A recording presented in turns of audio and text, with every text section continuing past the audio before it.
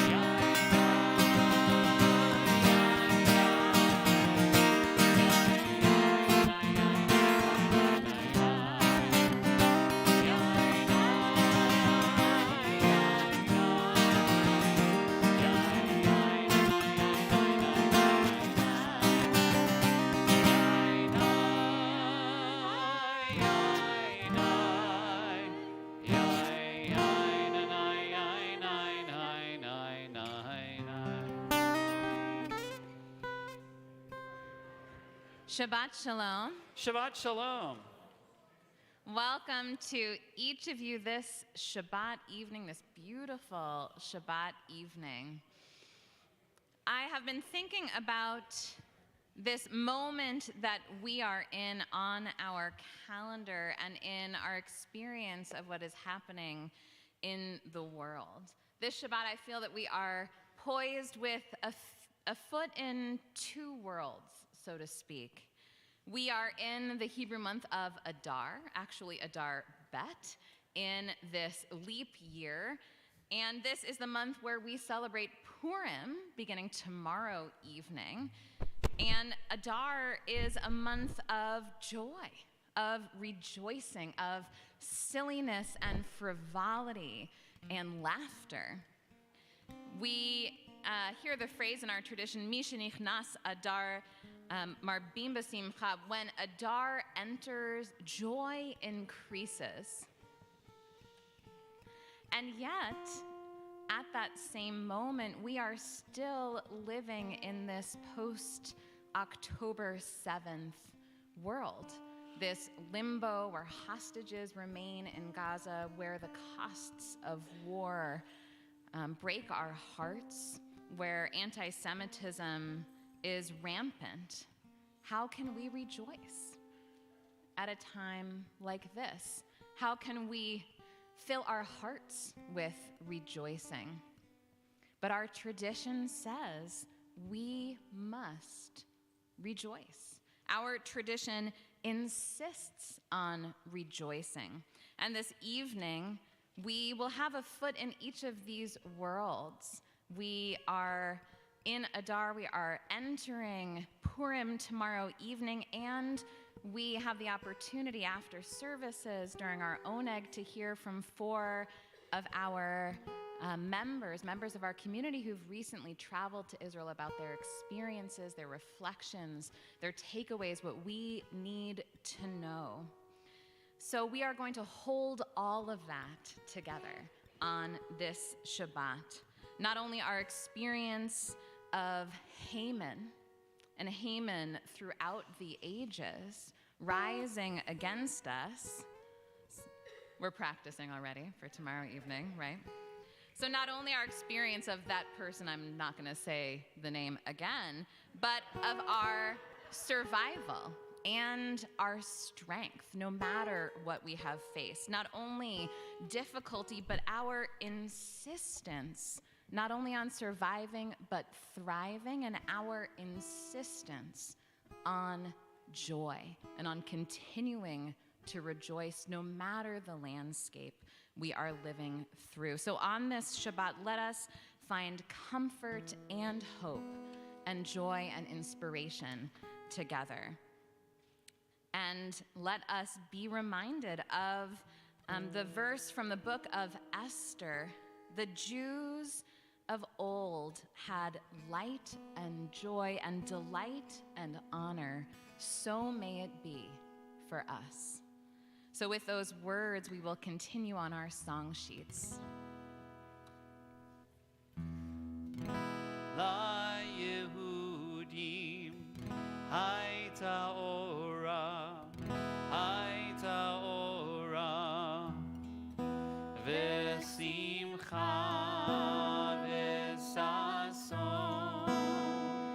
Vikar, La Yehudim, La Yehudim, Haita Ora, Vesimcha, Vesason, Vikar, La Yehudim, La Yehudim, Haita Ora, Vesimcha,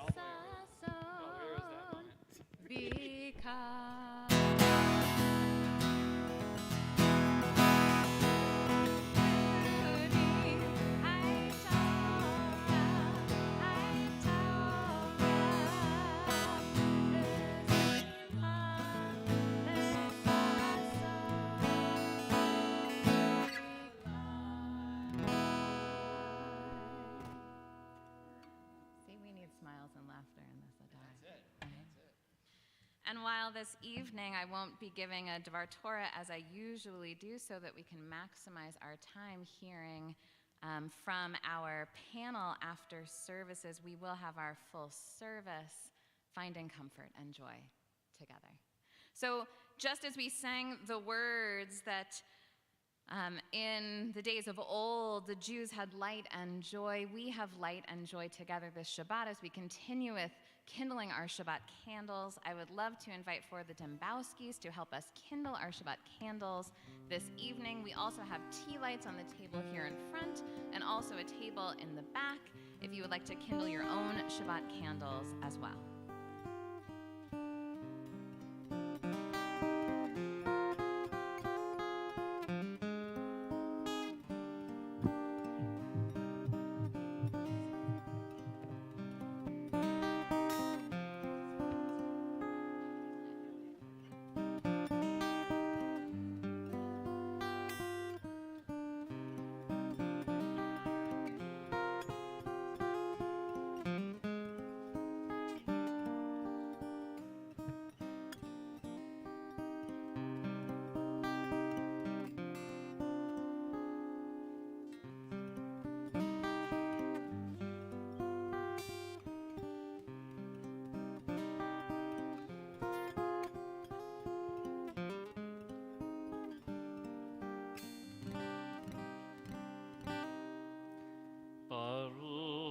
Ata Adonai Eloheinu melech haolam asher kiddushanu b'mitzvotav v'tzivanu lehadlik ner shel Shabbat.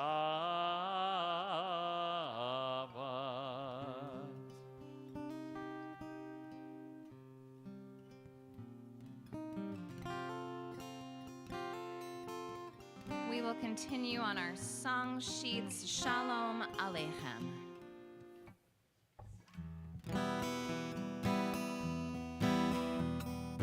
Shalom Aleichem, Malachei Hasharim, Malachei Elyon, V'hi Melech Malachei Hamlachim, HaKadosh Baruch Hu.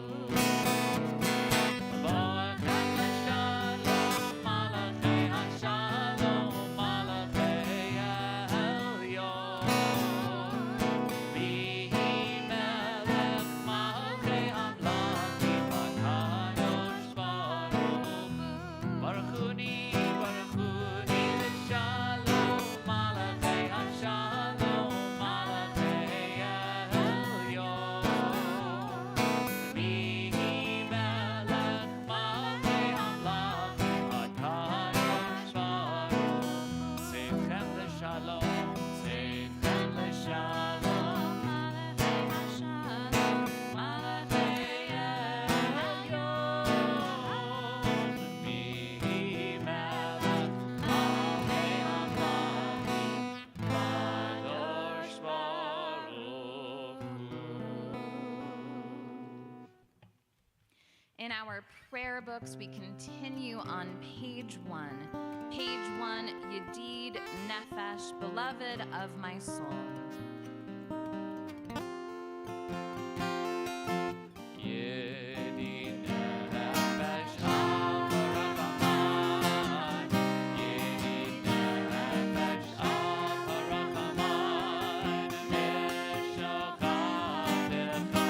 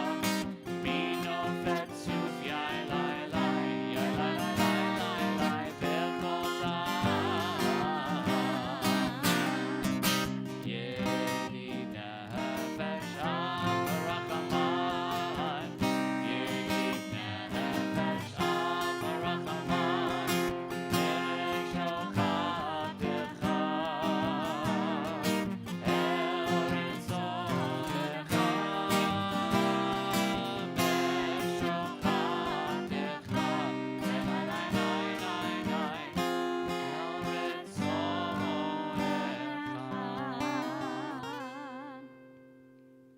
We will turn now together to page 10. Page 10, where we find the words of Lecha Dodi. With Lecha Dodi, we welcome in Shabbat with the same joy and gladness with which we would welcome a wedding couple into this space on their wedding day. We will sing together the verses with asterisks, and on the final verse, verse 9, we will rise together as we are able and face the entrance to welcome the presence of Shabbat. Lecha Dodi likrat kala, B'nei Shabbat nikabela. Lecha Dodi likrat kala, B'nei Shabbat nikabela. Lecha Dodi likrat kala, B'nei Shabbat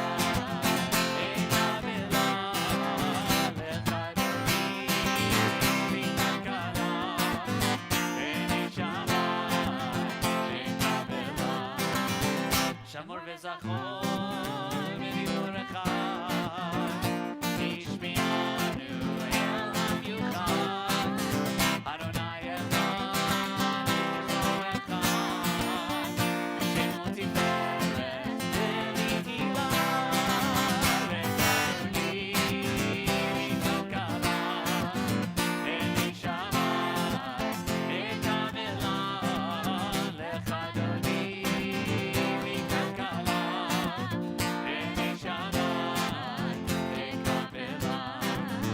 לקראת שבת לכו במלאכה, כי מקור הברכה, מראש מקדם ישועה, סוף מעשה ומשכח תהילה, לבדותי מכלכלה, ונשמת מקבלה, לך אדוני מכלכלה, ונשמת מקבלה.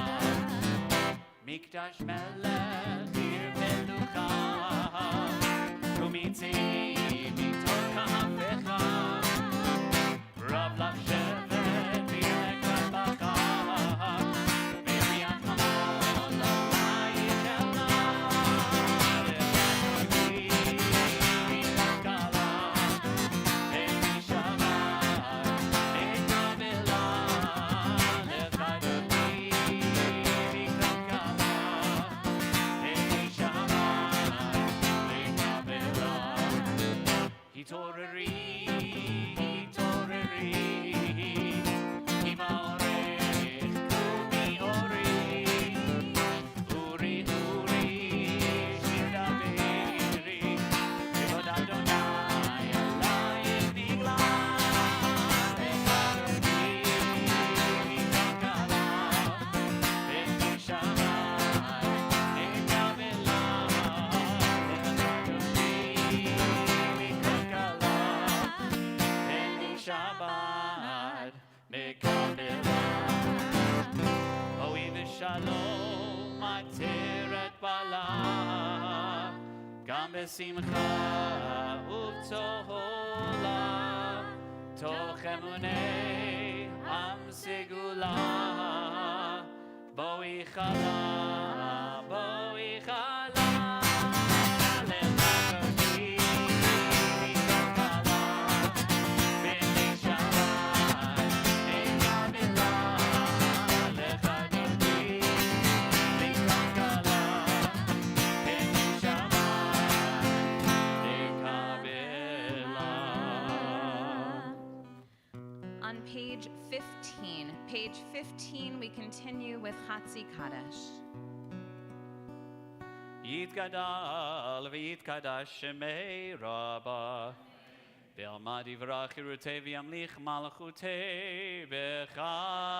בחייכון ויומכון, ובחיי לכל בית ישראל, בעגלה בעגלה, ובזמן קריב ימרו. יהי שמי רבה מברך, לעלם ולעלמי עלמיה. יתברך וישתבח, ויתפאר ויתרומם, ויתנשא ויתהדר, ויתעלה ויתהלל, שמי דקודשה. בריחו להילה מן כל ברכתה ושירתה, תושבחתה ונחמתה, דמירן ועלמה וימרו. ברכו את אדוני המבורך.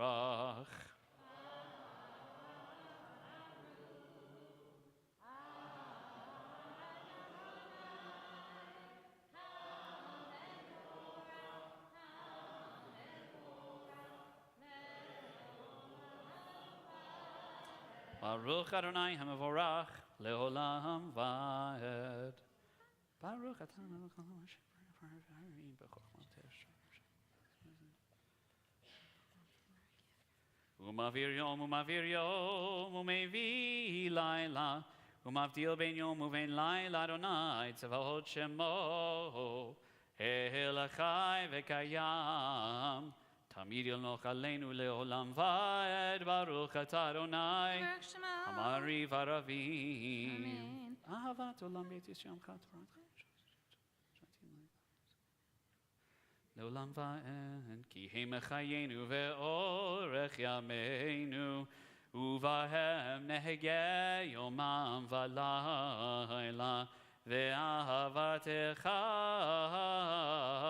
אל תסיר ממנו לעולמים ברוך אתה אדוני אוהב עמו ישראל שמע ישראל אדוני אלוהינו אדוני אחד ברוך שם כבוד מלכותו לעולם. We can be seated, page 18. ואהבת את אדוני אלוהיך בכל לבבך ובכל נפשך ובכל מאודיך והיו הדברים האלה אשר אנוכי מצווך היום על לבבך ושיננתם לבניך ודיברת בם בשבתך בביתך ובלכתך בדרך ובשוכבך ובקומך וקשרתם לאות על ידיך והיו לטוטפות בין עיניך וכתבתם על מזוזות ביתך ובשעריך. ויאמר משה לאמור דבר אשר אמרת לי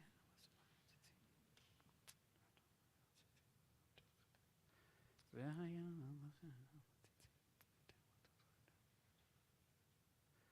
אחרי לבבכם אחריכם למען תזכרו ועשיתם את כל מצוותיי והייתם קדושים לאלוהיכם אני אדוני אלוהיכם אשר הוצאתי אתכם מארץ מצרים להיות לכם לאלוהים אני אדוני אלוהיכם אמת. On the top of page 21, we will continue with our song of freedom, a song of rejoicing. Micha Mocha.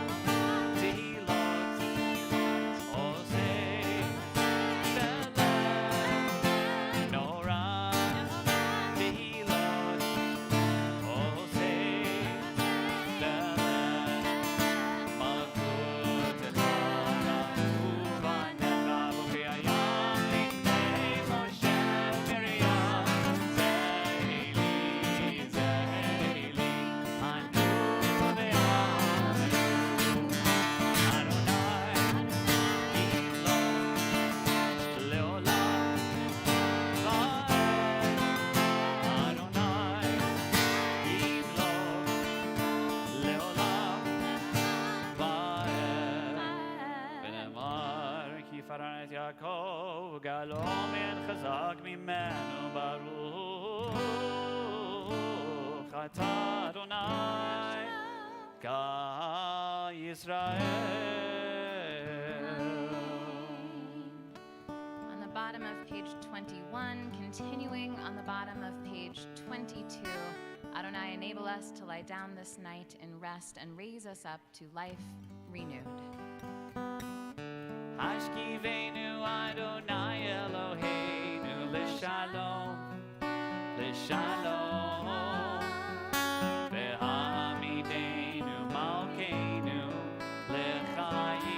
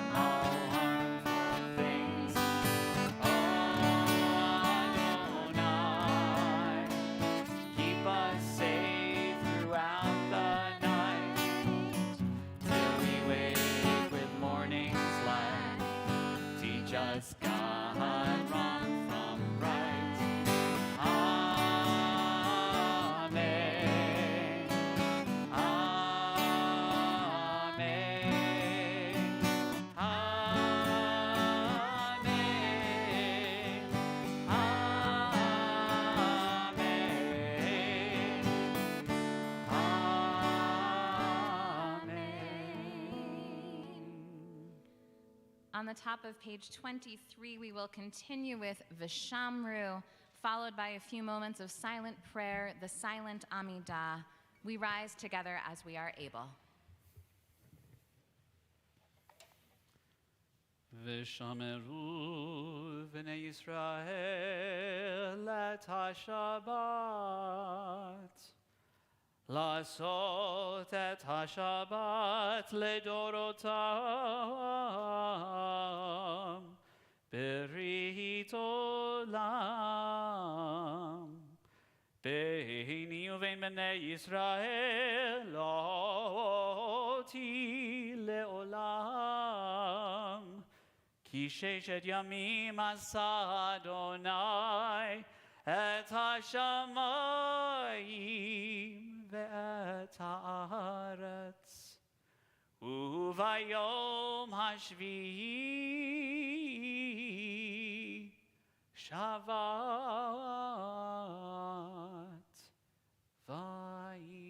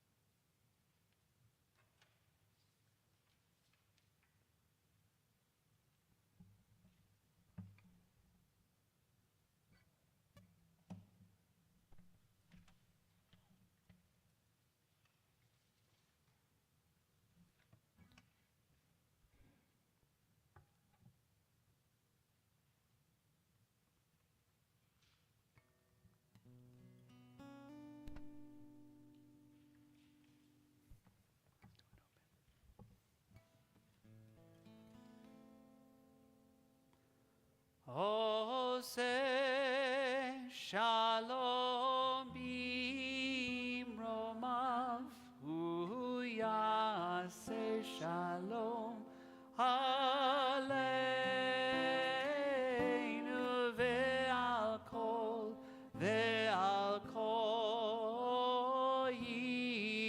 ישראל,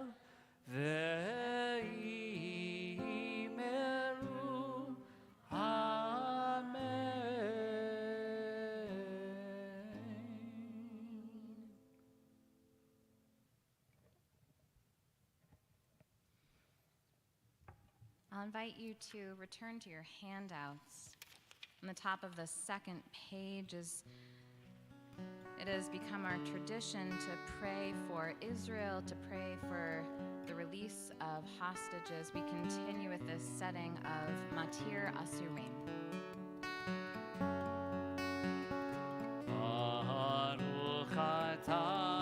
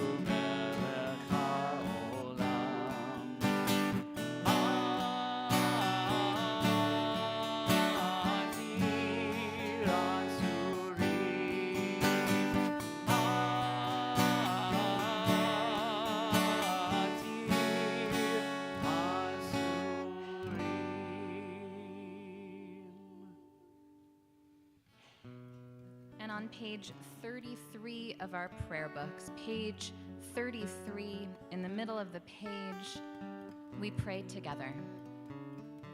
Avinu Shabashamayim, Rock and Redeemer of the people of Israel, bless the state of Israel with its promise of redemption. Shield it with your peace. Guide its leaders with your light and your truth. Strengthen the hands of those who defend the land. Deliver them, crown their efforts with triumph. Bless the land with peace and its inhabitants with lasting joy. And let us say, Amen. Mati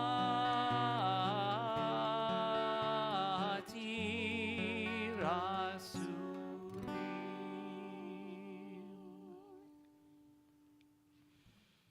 At this time in our service, we have the opportunity to call into our hearts all those who are in need of healing. Healing of mind, of body, of spirit. If you've joined us streaming online, please share the names of those for whom you are praying in the chat or in the comments so we can include them in our prayers. And present together in the room, please share the names of those for whom you are praying as I look around the room.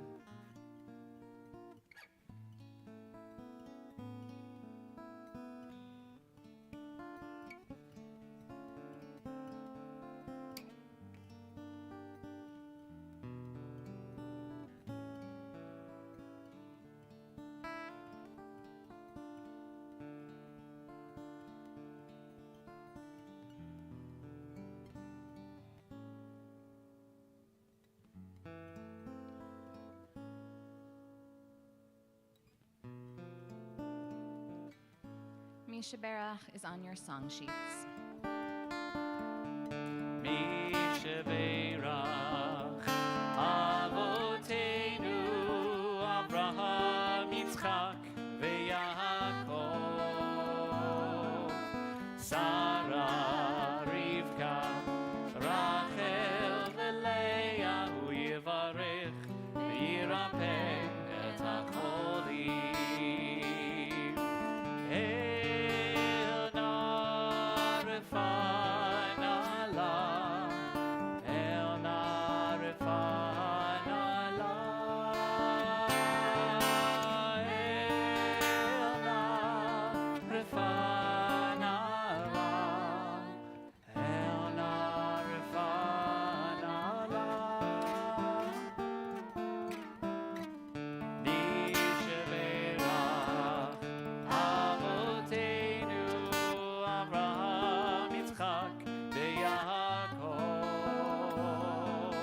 Sarah, Rivka, Rachel, veLeah, Hu Yivarech, v'yirapeh et hacholim.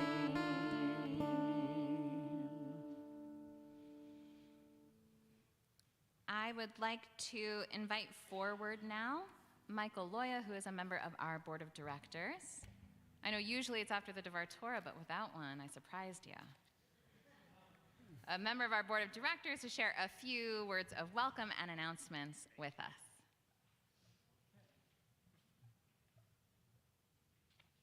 Nothing like being spontaneous. Okay, so I'm here actually to, first of all, say Shabbat Shalom, everyone.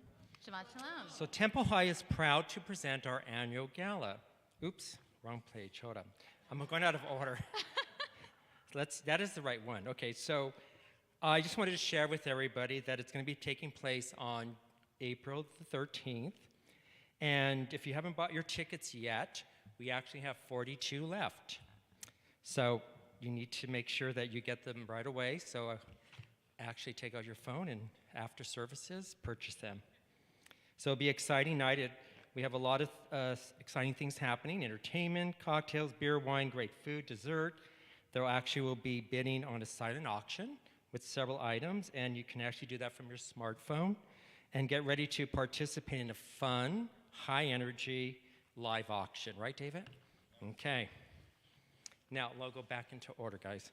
So tomorrow we have Purim. There's two events. There's actually the Purim Spiel, and that's actually called a spiel of pure imagination. that will take A place. spiel of spiel. pure Ooh, imagination. perfect. Love it. You're getting a little taste of what's going to happen tomorrow. And that starts at 6:30.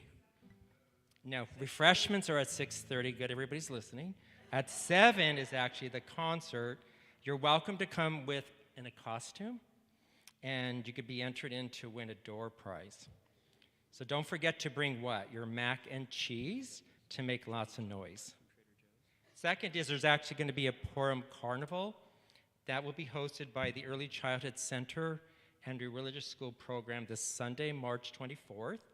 And the actual Purim spiel will take place in the sanctuary at 9:30, and the carnival will open at 10 a.m. It's actually free admission, and everyone's invited to participate, and you can also bring your costume. There'll be carnival games, food items, raffle tickets, and you can purchase at this event. Now, we're done with that. Let's see. I'm on the second page. All right. So, if you ever thought about becoming a board member, such as myself and David, if anybody else is here, I can't see. Lori. Oh, hey, Lori's here as well. Thank you. You're more than happy to talk to us, but we are looking for new board members. And if you like to consider volunteering your time, we'd really would like you to talk to David, who's in front of myself here. There's also Wendy Cohen, who is actually our executive director. And one other person is Megan Kramer. She's part of the nomination committee. So if you have somebody you'd like to nominate or somebody, even yourself, please reach out to us. Door La Door is next Thursday, March 28th from 5:30 to 7. And we will be painting, sipping wine while enjoying a potluck style and hors d'oeuvres. And you can register through the Ichai. And lastly, where's the applause? Okay. We don't applause, that's right. None Friday. Okay. So we have the Women's Seder, and this is mothers and sisters and daughters and friends can join the Bat Chai for a meaningful Women's Seder celebrating the role of Jewish women in the Exodus in our lives. Our theme this year is Pack Your Timbre. Did I pronounce that correctly? Timbrel. Timbro. Oh, I was close. Miriam. All right, and the theme is Holding On to Hope. This is a special pre-Passover Seder. It will be held Sunday, April the 7th at 2 p.m. I'm not sure where it's going to be held, Rabbi. Was that me? I'm not doing that. Okay. Is there a woodpecker in here? Okay. Okay, It's a so special pre-Purim. is it actually here, the event? Pardon? The Is Women's the Seder? event here? Yes, the Women's Okay. Seder here at Thank Temple you. Time. Perfect. And we will just leave it at that. Thank you, everybody. And then you can check your bulletins for all the dates in the back. And more information will be on our website. Thank you. Yasher Koach, Michael. Thank you. We will continue now with the concluding prayers of our service. Aleinu can be found in our prayer books on page 38. Page 38, and we will rise together as we are able. Aleinu l'shabeach ladon hakol, lateit gedula liotzer breshit, shelo asanu kegoyei ha'aratzot, velo samanu kemishpechot ha'adama, shelo samchalkenu kahem, vegor aleinu kechol hamonam, vanachnu korim, umishtachavim umodim, Livnei melech malchei hamlachim, hakadosh baruch hu, v'nemar v'haya Adonai, lemelech al kol haaretz, bayom hahu, yihyeh Adonai echad, u'shemo, Ushemo echad.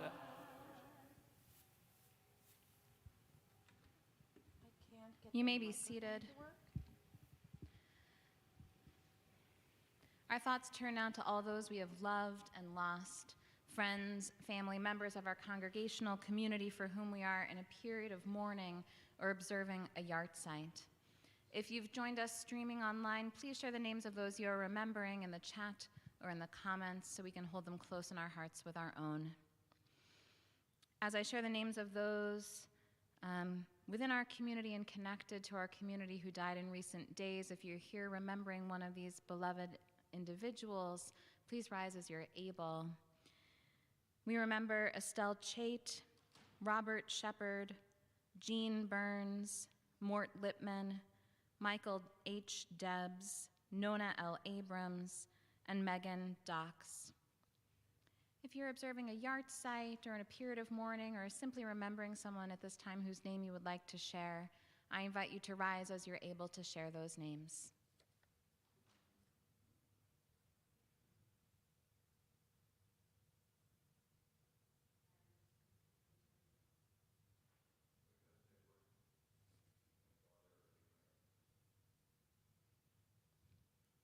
Zichronam livracha, may all their memories be for a blessing. Together in our prayer books, we turn to page 40. Page 40, and we rise together as we are able as one community for the Mourner's Kaddish. Yit gadal v'yit kadash shemei rabbah, b'yama divrach yirtei v'yamlich malchutei, b'chayachon uv'yomechon uv'chaye dechol beit Yisrael, ba'gala uv'izman kariv v'imru amen. Yehe shmei rabba mavarach le'alam u'lalmei almaya. Yit barach v'yishtabach v'yit pa'ar v'yit romam v'yit naseh. V'yit hadar v'yit ale v'yit halal shmei d'kudusha brichu. Le'ela min kol birchata v'shirata tushbachata v'nechemata damiran b'yama v'imru amen. Yehe shlama rabba min shemaya v'chayim aleinu v'al kol Yisrael v'imru amen. Oseh shalom b'mromav hu ya'aseh shalom aleinu v'al kol Yisrael v'imru amen. May the source of peace and peace to all who mourn and comfort to all who are bereaved, as again we say, amen. We continue now together with Kiddush, and it is my pleasure to invite forward the Foxes to help lead us in Kiddush. That is on page 41, in the middle of page 41.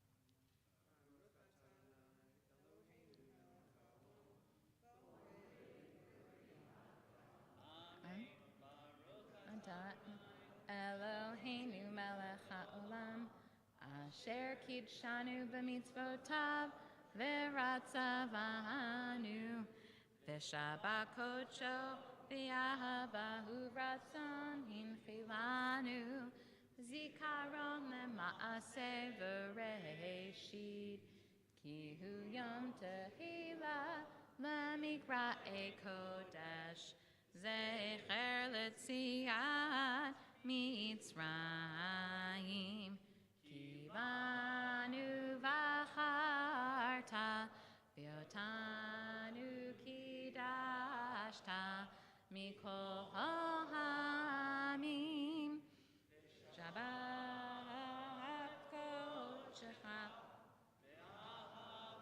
uvratzon hinchaltanu, Baruch atah Adonai, mekadesh hashabbat l'chaim. L'chaim yasher koach. In just a moment after the conclusion of our service, I hope everyone will join us in the social hall for Oneg and to hear our panel about experiences in Israel. We'll take a moment to grab our dessert items or whatever we will nosh on, and we'll find seats and proceed. What a pleasure it has been to bring in Shabbat together. May it be a Shabbat of comfort and strength and joy. Shabbat shalom. Shabbat shalom. Yeah, it was Wendy. She goes.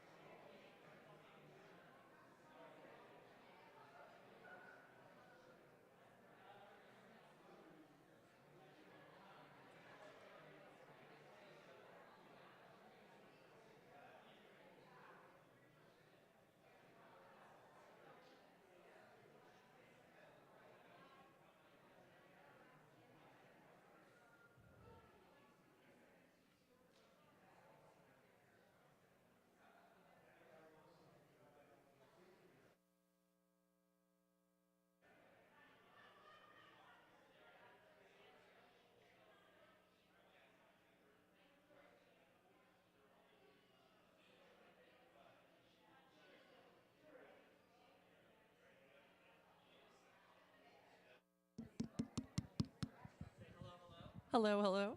Do you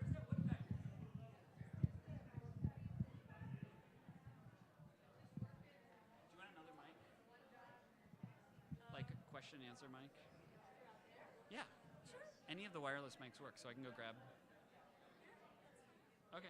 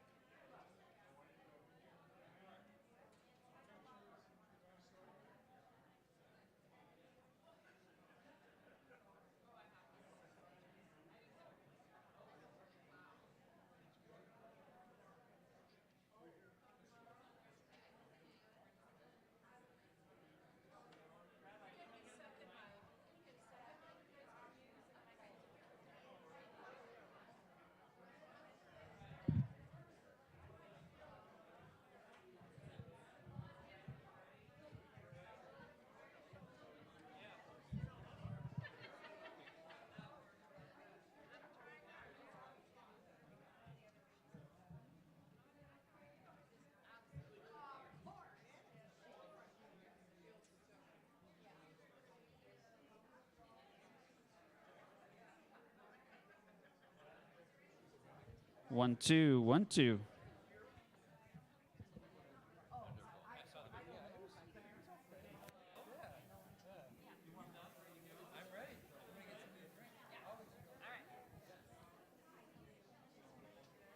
Come on in, folks. Have a seat. Get your nosh. Oh, no, I can't do that. Well, you gave me a challenge, you know. Giving Wendy heart palpitation. Issued a challenge. All right, so I'll leave this here. This one's on. I know Rabbi Siegel might want a second, actually. You want a second up here? And then I can grab it. You want a second up here? Sure, thank you. Yeah, and then when we do questions, I can hand it to her.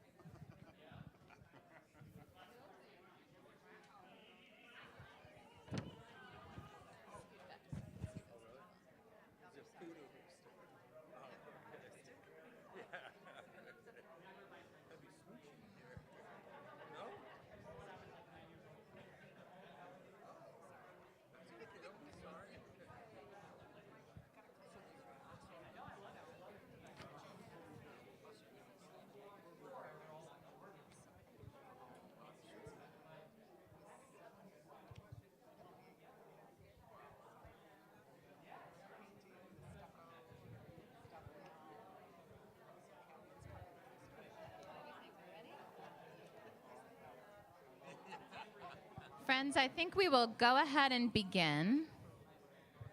I'm going to encourage you to feel free to keep getting up and getting more nosh. We want you to have sustenance through our time together. And I just want to express a note of gratitude to all of you for extending the evening in this way, and to our panelists for being willing to share about their experiences. So what we're going to do is I have some questions for them. They'll share about their experiences, and then we'll open it up to questions from everyone. But we promise not to keep you here until midnight. So I'm going to ask for our panelists, will you, first of all, share your names, how long you've been part of Temple High, and I'll add on to that, why did you choose to travel to Israel now? What was important to you about traveling to Israel? Okay, I'm David Klein. We've been Temple High members since 2009. Sounds about right. And why did I choose to go to Israel at this point in time? When October 7th happened, I had family there, and I couldn't stop thinking about Israel. And I wanted to do something to help, and not just from afar. And I was looking and looking for some kind of trip to go, and the Temple High trip was gonna go, and then we couldn't go. So I told all my family that, hey, I'm going to Israel. And then I said, I'm not. And the fun part was my daughter in Minneapolis said, oh, I think Tommy, who's like our fake uncle and her fake dad while she's there, said, well, Dad, Tommy's going. So I reached out to Tommy, and it was the Minneapolis Jewish Federation. They had a trip. And I said, can Gary and I crash the party? And they said, absolutely. So that's how and why, and I'll give it to Gary. I'm Gary Weiss. I've been a Temple High member for almost 15 years.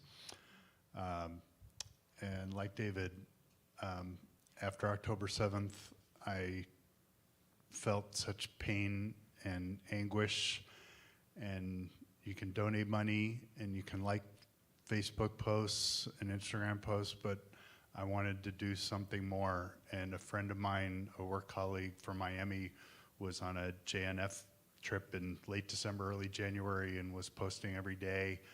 And I said to my wife, Debbie, I said, I want to do that. I want to go. And the rest was history.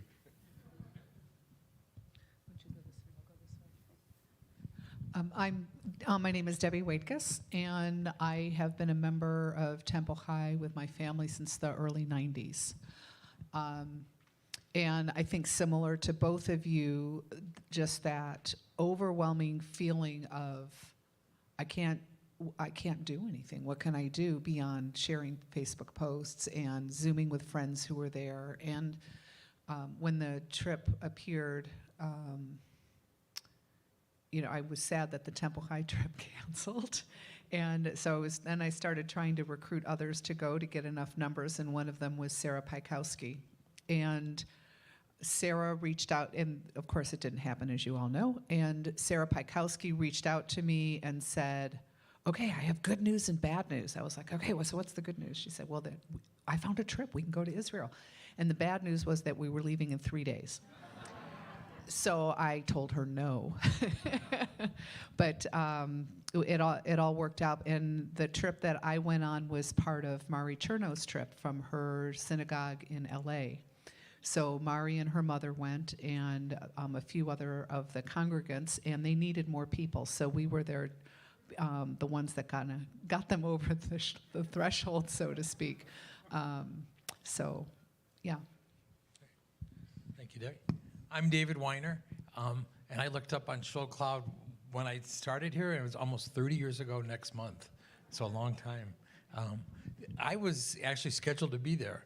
I'm on the board of governors for the Jewish Agency for Israel, one of the largest NGOs. It is the largest NGO for Jewish Israeli causes. And one of our tasks is rebuilding the South, the Gaza envelope. And so we had a board meeting scheduled, and that's what got me there, was the board meeting and wanting to see the work that the agency was doing. And we don't have to go in order every single time, so you can mix it up. I like being last. So I know that each of you had Some shared similar experiences, some different experiences, but I'd love to hear if there was someone you met or a group of people you met who particularly impacted you, and their story particularly impacted you during your time. I wanna go first. Can we go? Or- I'll go first.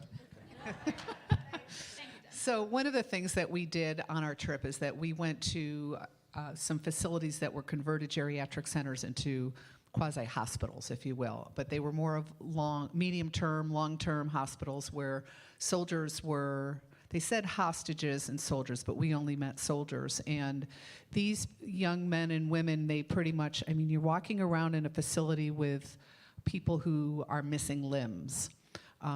It's very humbling, and they're just anxious to kind of get back. We were instructed to bring like candy and baked goods and things like that, and they said, "Oh, please no, you know, our families are tired of it. We're tired of it." It's like the brisket brigade is kind of how I put it, that they're inundated with all this food. But there were two young men in particular, and I'll tell you about one. His platoon, there are 14 of them, and they were in the reserve, so they've known each other a long time. And one of them, they had gone from Gaza over to the West Bank, and they lost one of the 14, so they were down to 13, and they were all devastated. I mean, this is your family, pretty much. And then they went back to Gaza, and they were in a tunnel system where there was an open room, and the room was booby-trapped. And he was impacted. He was in a coma for a few days. The whole left side of his body, he had issues with his eye, his arm, the whole left side. And when he came out of the coma, they let him know that 3 others of his platoon had also passed away. And so this was just heart-wrenching to him. These are his people, so to speak.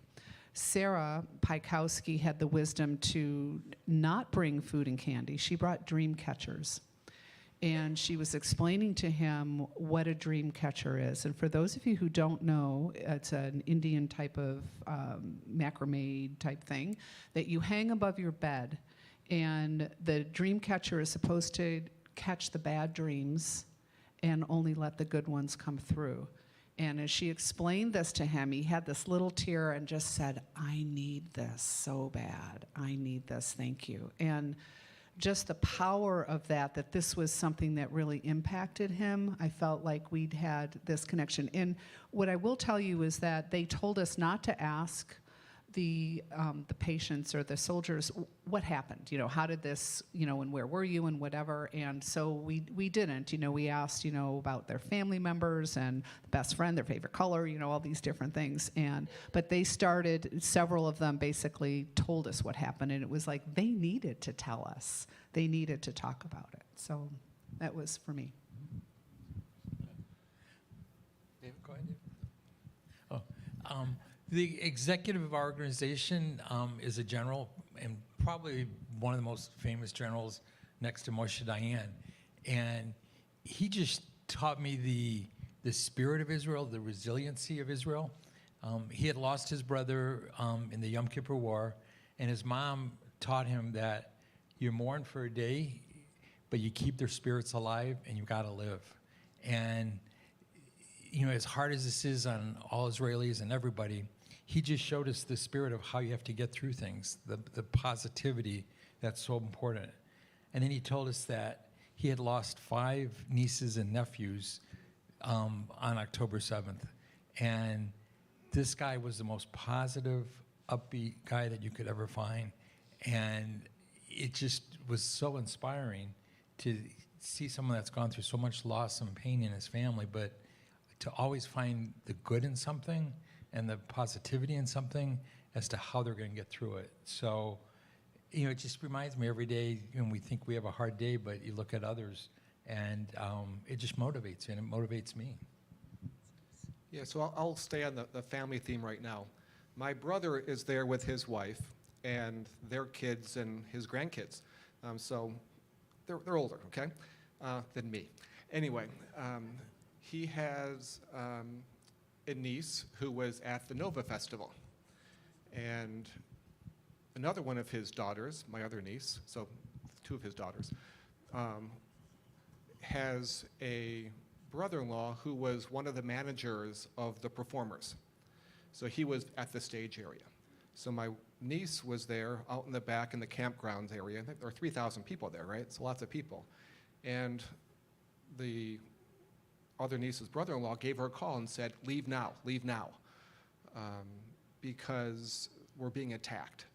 Well, they're partying, right? So I bring this up now because the first day of our trip, we were able to beat the Federation trip and spend the day with my family, okay? So when I was there with Gary, we were able to spend time with these nieces. And the brother-in-law, who was one of the managers of the program, he was captured. So he's still hostage. And today is his 35th birthday. So think back when you were 35. What were you thinking about doing for your birthday? Gary and I were just saying earlier, we doubt he even knows that today is his birthday. 167 days, you probably don't know what day it is. So for us, having my two nieces who are part of their counseling, like Israel's providing counseling to people, which is fantastic, but they're not prepared yet to talk. But with the two of us, they wouldn't stop. They had to share, they had to retell their story about how my one niece escaped. She's giving us the details. And seeing her do this, the strength that she had to be able to talk about that with us was, I'll never forget that feeling. It was something else. So when you think, what was the memory of meeting a person there? For me, it was meeting my niece again. You know, we haven't spoken much. She just turned 20. So the experience she had was traumatic, and she still will not be alone. She can't ever be alone. But she's working on it, right? So there's my little memory.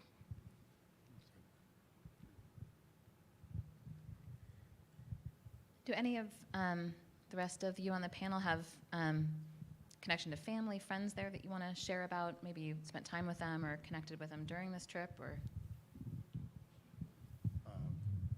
Every year, for as long as I can remember, our families hosted Israel Scouts. And with the, we've done it, I don't know, 4 or 5 different times. And we've always stayed in touch with the young people. And so when this trip came about, we reached out, and our Minneapolis' sister city is Rehovot, and that's where we stayed, and that's where one of the gals was from. So we had a day where we were free for lunch, and we met up, and I couldn't have a bigger smile than when I was hugging them, and their spirit is so great. Their smiles are so big. Their spirit is wounded, but it cannot be broken. A couple days later in Tel Aviv, we met up with 2 more who we had hosted in, I think it was 2013. And the things that they remembered about how, they remembered going to Seth's Little League game and carrying his bag for him, because we were always trying to carry their bags for them as they were packing up their shows. And the things they remembered, and one was an occupational therapist working with wounded soldiers in a hospital in Tel Aviv. The other just started a new job with Facebook a few days before as a software engineer, and it was just awesome catching up with them. And as I said, the Israeli spirit cannot be broken. I'm sort of going to echo what Gary said about the Israeli spirit, because it is amazing. I was visiting with family friends there, and there was a terrorist incident at one of the checkpoints, and their granddaughter was in her car and saw the terrorists coming and basically, pulled herself under the steering wheel and tried to hide under the seat. And she knew she still had to get out of there, but, she saw this guy, shooting his, machine gun at all the different cars, and she finally found an opportunity to escape and run out of the car. And, as she did that, she got hit in the shoulder. But it was just the way that her grandparents were sharing the story, because they had lost a grandson in the Air Force a number of years ago, and now to have a granddaughter, wounded in this manner. But, they felt sorry, they felt bad, a little bit of being scared, but they always end the story with, this is Israel, this is what life is about. We're used to it, and as horrible as it is, we're going to get through it. So it's, the same spirit that Gary was talking about, and that just defines Israel, and that's just one of the reasons I love it so much, because it's that can-do attitude, and that's what's going to get them through this war right now. We often say that when we take trips, we become family with those that we take the trip with. And our Minneapolis Jewish Federation has a sister city called, like Gary mentioned. And for Shabbat, they paired us up with family members, locals. And we had a great dinner with these folks. And I think that when we think about, do we have family there? Well, we have new family there. And these folks could not have been more welcoming. And they shared with us their thoughts, their views of what's going on. But what struck me the most was their question to us, why did you come? And it's like, our answer was, how could we not? And that will be like the theme, I think, throughout all of our talk today from the four of us and others who have had the chance to go. It's, how could you not? If you have the means, if you have the time, you'll just be so happy that you're able to, but nowhere near as happy as they will be to have you there. I have a new family there now. So the trip that I took, everyone departed from LA and I came from here, so we didn't arrive at the same time. But what I will tell you is that these trips are organized, but for those of you who've been to Israel before on an organized trip, that's kind of like you get up at the crack of dawn and it's kaboom, kaboom, kaboom, you're doing all your things.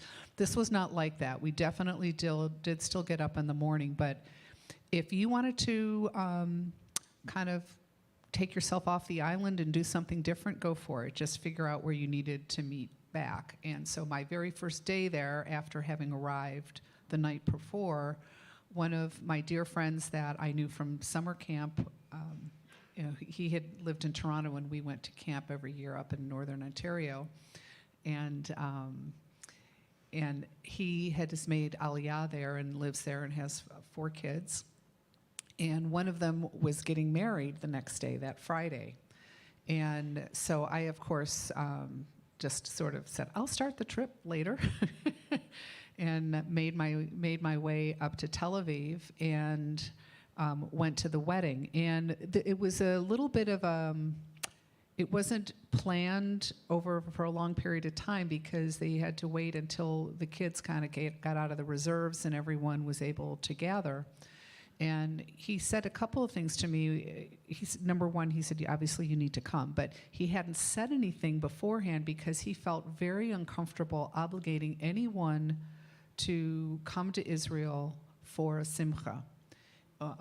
The only person he said that came over from overseas was his sister from Toronto.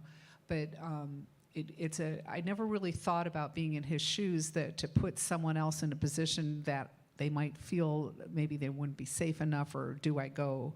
I know I asked my son to come with me on the trip. He's like, Mom, you realize there's a war going on over there, right? Yeah. Anyway, so I went to the wedding, and his son and now daughter-in-law had actually visited us in Canada and stayed with us, with my mom. And so we knew the kids, have known the family for many, many, many years. And to dance with them and to see this pent up feeling of joy. It's kind of like how we all got out of COVID and we wanted to hug each other. You know, it was like, okay, are we supposed to express this much joy or not? And they did. I mean, it was really quite special. My next day, I went down to the Nova Music Festival site, and I pulled up a chair. And for those of you who have not seen images, there's the whole area where they would have been dancing and raving, and there are posts that are in the ground that have posters of the people who had either been who lost their lives, who have been abducted, and people have written comments. It's almost like there's a little flower bed around them with little trinkets and things like that. And I just pulled up a chair and sat down amongst them, just imagining being there dancing with them, right? And the difference between the day before and that day, I could have easily have pictured myself being there with your niece, right? It was very cathartic, yeah. So, thank you.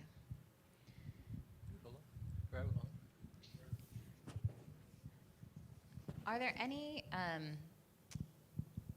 you want to share about any of the organizations that are doing such impressive work, or the kind of the grassroots efforts that have sprung up from Israelis coming together and helping through this time of war that you'd like to share about? Sure. It is incredible to see the way people have just jumped into action who aren't business people. They just see a need. You might have seen this in the news somewhere, but we met the people. There was these two brothers who live right off the border in Gaza.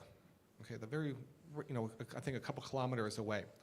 And they would see Israeli soldiers leave the Gaza area for smoke breaks, and then they would go back. And so they set up a little coffee stand, and they gave coffee to these folks as they would take their smoke breaks. And then they said, oh man, can you get me a pair of socks? Oh, okay. So they got socks, and then they ended up building a tent. And now, when we were there, they served 2,000 hot meals a day. They now serve 3,000 hot meals a day. I checked this morning. And it's all volunteer. They have, I call it like a canteen. It's a tent full of supplies. Everything from new underwear to lamps for their hats to snacks. Whatever they need, these people, they leave the Gaza area, they stop at this place for a rest area, they grab stuff and they go back. I was thinking, when we were about to go, we were told, oh, bring socks, bring long sleeve thermal shirts, bring headlamps, etc. I think, why do they need so many socks? Then I realized, how do you do wash if you're in Gaza in a war zone? You don't. So you throw it away and you grab some new ones. So this Shuva Brothers is what they're called. They have built this free, shopping spree, take a respite from what you're doing over there, and it's been up and running since October 10th, I believe. So it's just staffed by volunteers. Organizations like ours are sending the things there. So to me, that is just one of those good for them and good for all of us to be able to support that kind of an organization. Another organization we dealt with was called Aaron's Angels. And it is in the parking garage of the Tel Aviv Expo. Why in the parking garage? Because it's safe from, it's like shelter. But it is like an Amazon warehouse in this parking garage. And there were, I think, 400,000 displaced families that needed aid. This is like a home goods. I mean, they had everything there, and we brought, part of some of the stuff on our list was infant clothes, and we brought 50-pound suitcases full of infant clothes. When I was checking out at Costco, someone was like, "Do you have quintuplets or something? Like, what are you doing?" And but we went a long way, and so at Aaron's Angels, it's all run by volunteers, and displaced families could make a wish list of things they need. And it's like Amazon, it's same-day service. So part of what we did, we were very much immigrant labor. When we were given a list of, here's this family's order, go get it. Well, it's all in Hebrew, and it's not the Via Havta, and it's not the Aleinu. I'm kind of useless. So what Tommy and David and I did, we basically put together the children's section. We sorted 3 months, 6 months, 9 months, 12 months, and we were stocking the shelves and making the children's section very functional. So when people had orders, it was easy to find. There was another time where we were, there was just like all those chairs over there, think of just a slew of boxes just piled up in a mess. And they needed them organized so they could be used again. And, David has a Columbia MBA. Tom is a successful professional. We're three middle-aged professional Americans. We're playing Tetris with these boxes so they can be used again. But we did it proudly, and we were working hard, and we were doing what we could. And it was very gratifying. And that organization, I mean, is just unbelievable, how they have served so many people. Just super, super motivating, all run by volunteers.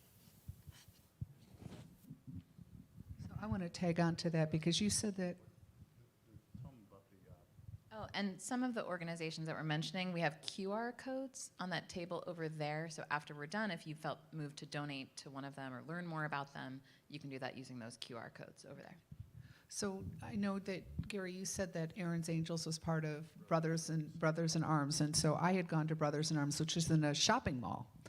And they, on October 8th, had set up in a parking garage a similar type of deal. These are gentlemen who were high up in the military and had organized themselves in order to do government protesting. And when October 7th happened, they pivoted immediately and said, okay, people are going to need clothing, people are going to need this, people are going to need that. So they did something like just the same. So what they set up really helped the people like you and I, that we could actually drop things off and we could feel like we could help. And when, but they had the vision that, okay, this is just a mission. We're going to get the right people, we're going to get it done, and now we're moving on to the next thing. So then they started working on doing some farming things. There were issues with tomatoes. The tomatoes needed to be lifted up. They couldn't be on the ground, so they called themselves Brothers in Farms. But they did things like they rescued pets, mostly dogs, from the various towns in kibbutzim and to get them placed. When Sderot was evacuated, a lot of those people ended up going down to Eilat. Eilat more than doubled in population from 30,000 to 65,000 overnight. And the mayor called them and said, we need help. They said, okay, what do you need? Well, we don't know. We need you down here to help us figure out what we need. And they needed washing machines. They needed programming for adults and for kids so that they weren't wandering the streets. They put all that into place. There was a family that had a son with autism, and he left his favorite stuffed animal back on the kibbutz. Well, they sent someone to run and go get it for him. Someone didn't have their medication or their dentures or whatever it was, they started running. And then when it came time to do some other extractions of people from different communities, they'd say, okay, so do you have an extra room in your apartment in whatever town? And they coordinated and actually got the people to where they could go and to get settled. But they took on everything as a project that it was just like their own little mission, right? They have a whole section set up with psychologists helping the families of the hostages for what's going on with them. To walk around that facility that they had in the mall was just amazing. They have a school set up with 500 kids because the kids needed to be able to go to school as they were displaced and in a safe place. But you could walk through the mall and you could go to McDonald's and get something to eat, and then you could hit the movie theater. I mean, it was just, that's where they were set up. It was really pretty amazing. The Jewish Agency runs a program called the Victims of Terror Fund, and we are, when there's a terrorist incident, war, anything like that, we visit the victims or their families within 48 hours, and we bring them a check for $5,000, and we're now committed to offering them the counseling, all the psychological support services they're going to be needing. We thought for the next 3 years, but it looks like it's probably going to be at least 5 years. And so these people, when you meet them, they're just so grateful, so appreciative that somebody cares about them. And we bring them the check and we say, this is from your Jewish family. And just to see the expression on their faces, it's almost like disbelief that somebody cares about them, somebody loves about them. And we let them know that it's from the global Jewish community. And so we had the opportunity to meet with some of these victims and their families. And I think you already said it, how they were wondering, why were we there? Are we crazy? And they were just so thankful that we had the strength to come, and it was like, please, there's no need to thank us. We're here for you. You're the one going through this trauma, and all we can do is come give you our love and give you our support. The fund used to, in the last 20 years, we've supported 9,000 victims, and now in the last couple months, we're up to 9,000. So you could just see what the need is and how vast it is. So it was a meaningful visit with these folks. Thank you. Deb, I'm going to ask you particularly, you've shared a story about a woman who was traveling, who herself just sort of helped to coordinate things at one of the kibbutzim. Would you share that story with us? Yeah, so we went down to Kibbutz Kfar Aza, which was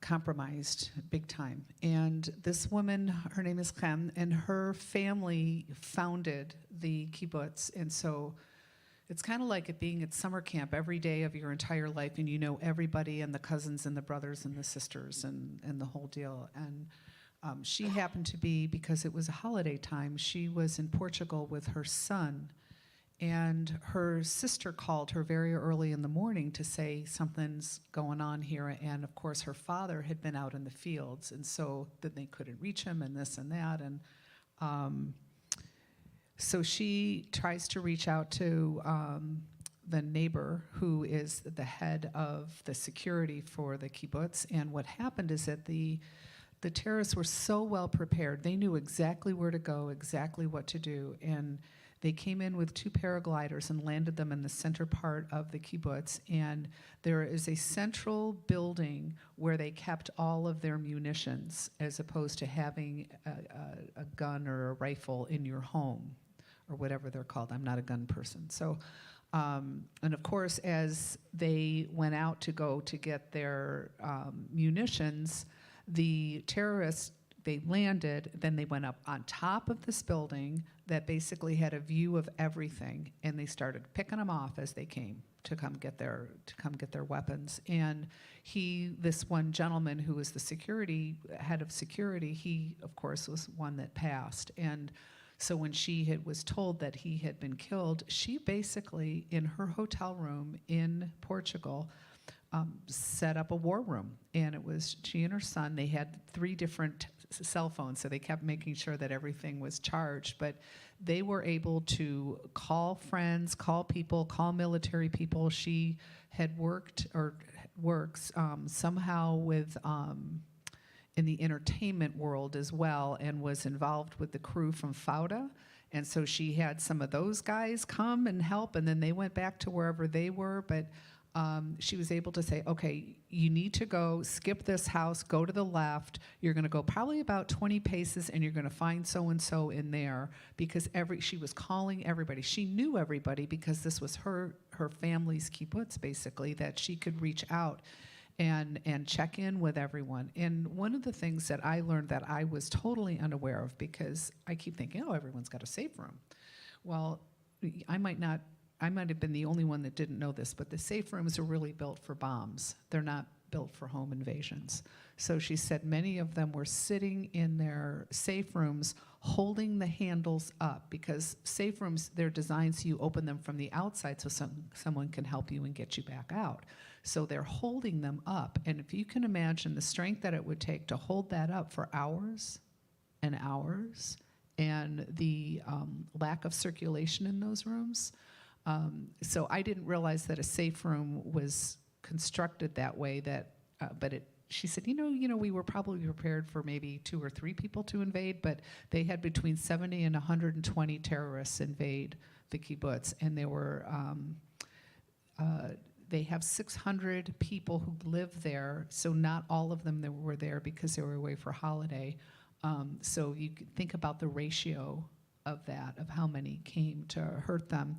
As we walked through, we could see the sukkahs still set up, because that's when that had happened and whatnot. But she basically ran the war room from her hotel in Portugal. Thank you. All of the grassroots efforts make me think of the concept from the Israeli military, acharai, after me, not waiting for someone else to jump into action, but when something is needed, stepping forward. An amazing display of our values. I could keep asking questions. I have lots of questions, but I want to give the chance to open up questions at this time, if that's okay. And then I'll have a wrap-up question for all of us, too. After that, I'll take one of the microphones. I also want to say that Jamie and Steven are on the Zoom from Minnesota, and they say hello to David and Gary. So I did my good job here. And, yes, if you have online questions, let us know.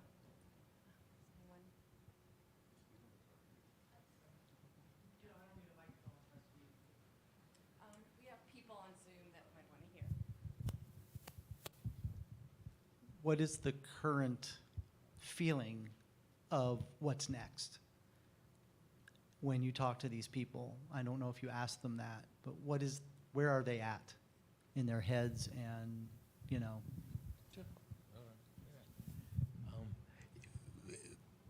A lot of the people are really nervous about the North because if it starts in the North, the sophistication of these, the Islamic Jihad in Lebanon is by far much more sophisticated than it is of Hamas. And so they're being told the infrastructure from the country, could be attacked, the power plants could be attacked, that, they're asking everybody to have generators in their home, 5 days of food. So a lot of people have that on their mind. Folks in the central part of the country used to never worry about things, and now that's one of their focuses. So that's definitely a big concern. But at the same time, I spent a couple nights in Tel Aviv on Rothschild's Boulevard, which is full of cafes, and you see everybody out, having their coffee and laughing, trying to enjoy life and move on. So it's a real dichotomy from people worrying about, is their generator going to be able to last for 5 days? Do we have enough food for 5 days? And then, they go out and, have a coffee and try to enjoy life.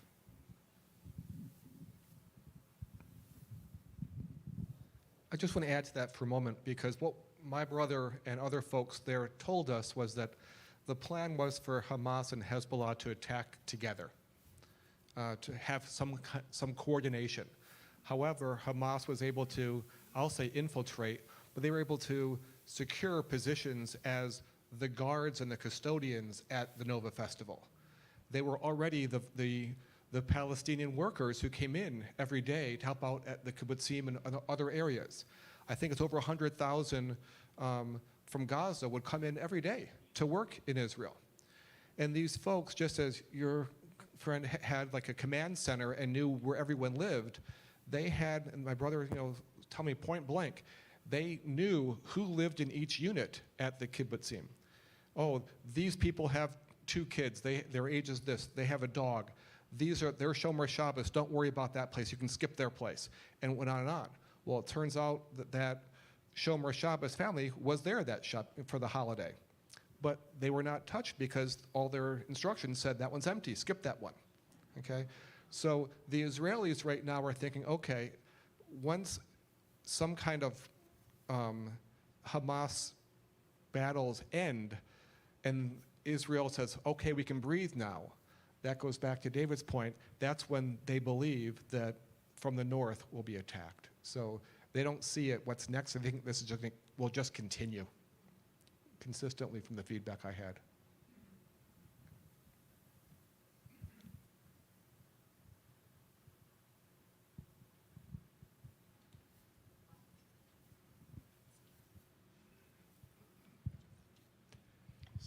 Is there any resentment amongst the Israeli public towards the Israeli government? Do they hold the government responsible or at fault for all of this? Yeah, I think we'll pass the political questions and answers there. It's touchy-feely. Some people support, some don't, but right now they're unified against Hamas. And I think that's all we can really say. Everyone has their opinions. And they shared, but.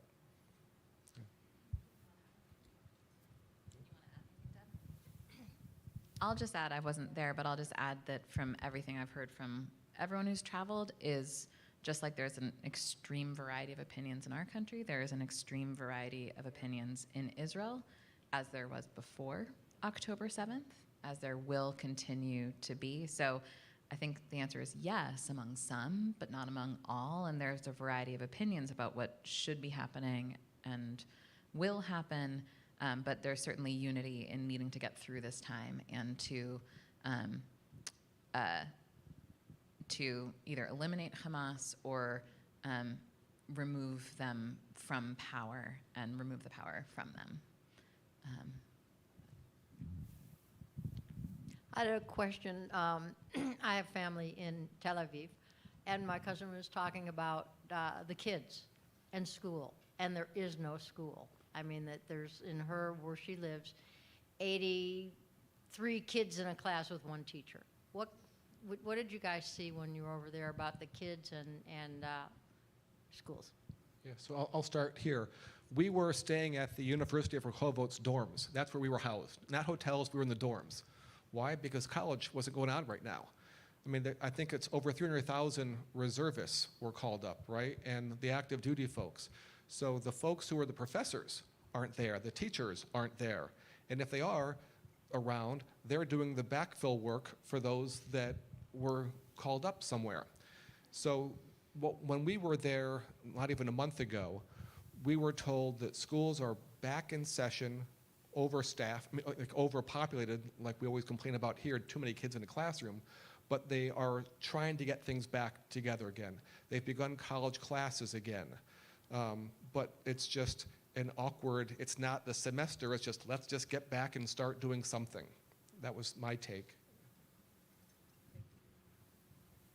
The only other thing that I would add to that is like where we were staying in Jerusalem, where I saw you, they had said that they had absorbed a lot of the kids who, well, the hotel to begin with was 3/4 filled with families who were displaced. And so they had absorbed those kids into the community, into the schools that were in that community, so that at least they had something. But, yeah. We have a question on the Zoom. What did you learn about the relations between Jewish and non-Jewish Israelis?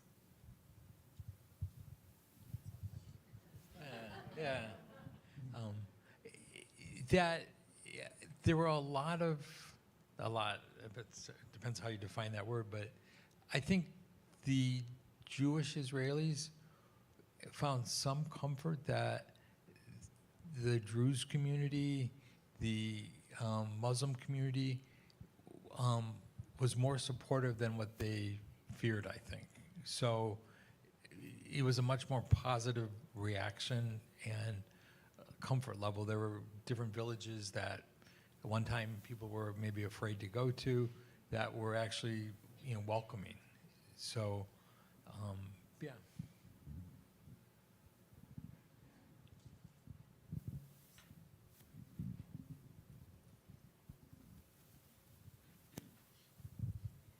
Did the sirens go off when you were there? We did not hear any sirens.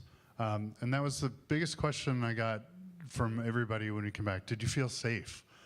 And I said, I feel safer there than I do walking from my house in Greyhawk to my parents' house at the V. I have a better chance of getting shot in North Scottsdale than I do anything happening in Israel. There was one point where we were at the Nova Music Festival site and we were touring the Gaza envelope, and there were loud booms, which were quickly explained that these are artillery barrels that, you know, were 2 kilometers from the border, and these are being shot 20 miles away into Gaza at specific coordinates. And eerily, it became second nature to us. While we were there were probably 30 of them that went off, and it was just like fireworks going off on the 4th of July. But no sirens. Never did we not feel safe. We heard the fighter jets go over, and all of our Israeli counterparts would say, jets are good, helicopters are bad. Like, why? Because jets are us on the attack, helicopters are us extracting people who are injured. I thought, oh, okay, that's good to know. But as far as sirens, they also said to us, when you're in Gaza, you know you only have, 15 seconds to get to your safe room. If you're in Tel Aviv, you have 1:15. But everyone there knows how long they have to get, when they hear the siren, to where they need to be.